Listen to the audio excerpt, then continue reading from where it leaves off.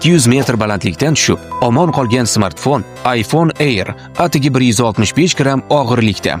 Bu iPhone 14 Pro Max'dan 75 gram yengilroq, qalinligi esa 5.6 mm bo'lib, hatto Galaxy Z Fold 6 dan ham yupqaroq. Titan korpus, IP68 himoya, 6.3 dyumli Super Retina XDR AMOLED ekran, quyosh tushib turganda ham bemalol foydalana olasiz. Qotmasdan silliq ishlashning sababi yangilanish tezligi 120 Hz ga teng. Ichida yangi A19 Bionic chip, avvalgidan 18% tezroq. Energiya sarfi ham 22% ga kamroq. 30 daqiqada 80% zaryad oladi.